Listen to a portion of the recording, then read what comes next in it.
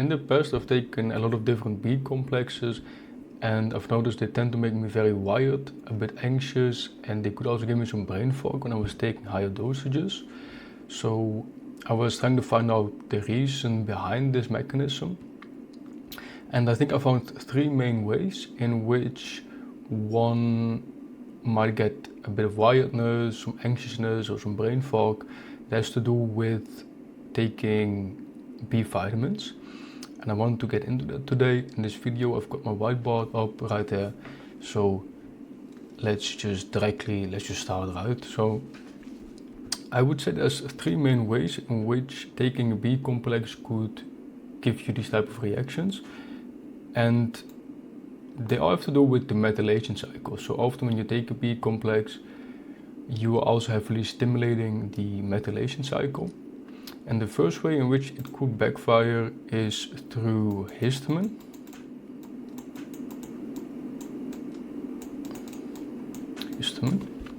The second way in which it might backfire is through basically, let's just call it catecholamines.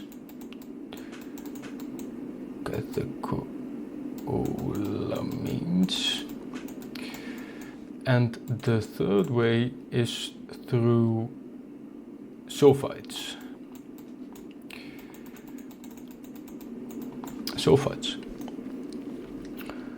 So let's start talking about the first way in which, let's just first talk about histamine, right? When you take a high dose B complex, it will stimulate the methylation cycle, which will create something called SAMe. And SAMe is basically it's a currency that the body can use to fuel certain types of reactions in the body. Methylation is a very big system, so it has influences on detoxification, clearance of certain things in the body, but also the creation of certain things like dopamine, for example. And when you've got histamine in your brain, right? This histamine is not cleared via the usual routes, like in the gut is, for example, cleared by DAO. But the brain histamine actually needs an enzyme called HNMT. And this enzyme is fueled by the SAMe.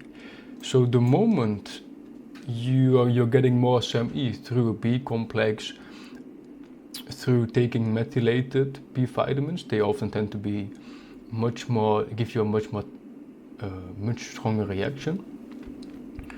Or you could take something that spares SAMe. So, for example, when you take creatine, because the body uses up a lot of SAMe to create creatine, when you take creatine, you're actually sparing that SAMe, so you in the end have more SAMe to spend on other things.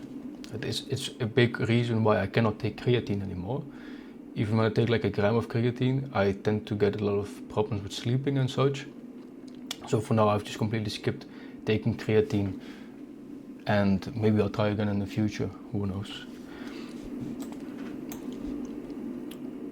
But by upregulating your SAMe, you will also start detoxing or clearing the histamine from your brain, which is a very good thing, especially if you've had these issues for a while now. It's something that will need to happen, but you need to be careful about how much SAMe you're freeing up in the body, right? Because when you do something like this, the histamine is not immediately cleared. It will turn into a byproduct called N-methylhistamine, which is more reactive to the body, right? It's more toxic. It will actually give more brain fog, more anxiousness. And this N-methylhistamine has to be cleared by B, which is another type of enzyme. And this is very much dependent on your gene status. So you could have a slow MAO, you could have a fast MAO. I tend to have a slower type MAO, and that's why when I stimulate this pathway, it does tend to give me more anxiousness, more brain fog, and such. So the key here is to just start slowly, and one of the cofactors that MAO needs is actually vitamin B2, vitamin B2, so riboflavin, vitamin B2, which you could take just separately. It's a very safe vitamin. I personally do it just to help with this whole thing, with the whole methylation cycle and such. The second way in which stimulating the methylation cycle could backfire is through catecholamines. So dopamine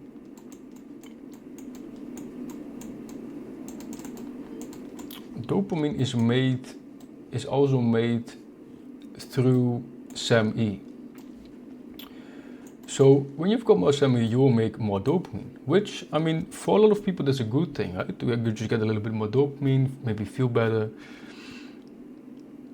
The thing is that depending on your genotype, you could either have, so dopamine and other catecholamines are cleared through something called COMT. So dopamine will then turn into noradrenaline, norepinephrine, and then into adrenaline.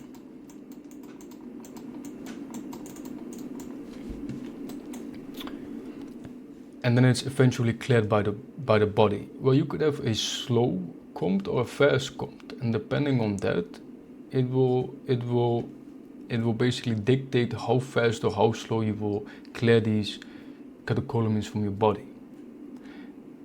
There's also a different type of SAMe-based enzyme that you could also have upregulated or downregulated that could actually turn your dopamine. It will take your dopamine, the thing you would want, right? And it turns that into noradrenaline and then adrenaline way faster, which is also ran on the currency SAMe. So when you're taking B complexes and you tend to get into a different type of wiredness, which I would call more of a bodily type of you get like this energy which is the adrenaline, which will make you not want to sit still. It will make you want to do things, right? It will make you want to get up and it will make you will wake up early with a lot of energy, but it's a different type. It's not the right energy, right? And it will force you to do these things. And I have had this for a very, very long time, this whole cycle.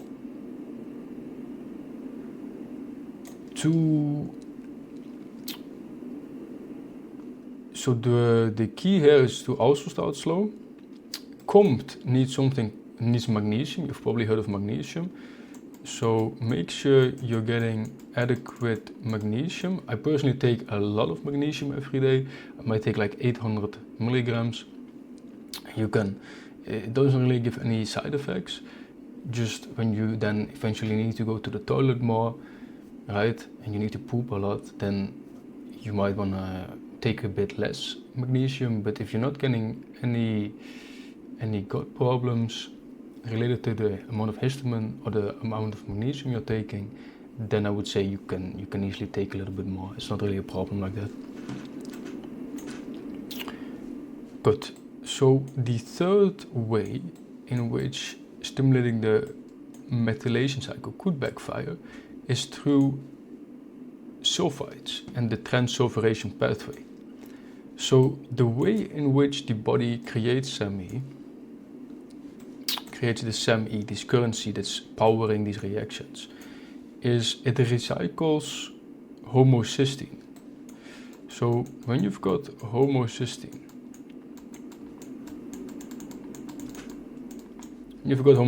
right there, it can either go up towards the methylation cycle,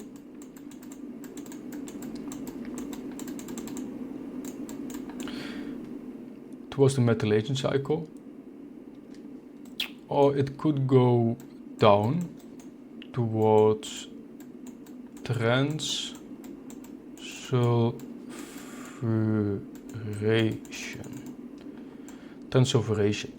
And this is entirely dependent on the amount of SAMe that you've got. So if you've got a low SAMe, so say you've got your SAMe, and it's low, it will automatically take your homocysteine and put it through the methylation cycle to create more SAMe. However, if the body notices that your SAMe is high, because you might be taking just methylated products like methylated B vitamins, for example, methylfolate is a very strong methylated B vitamin, or you could be sparing that SAMe by, for example, taking creatine. Then the body will take your homocysteine and put it through the transsulfuration pathway, which is also a very important pathway, because this is basically a second system that the body uses also for clearance, for detoxification and such, right? So the second clearance pathway would be called sulfation. And the goal of transsulfuration is actually to create sulfate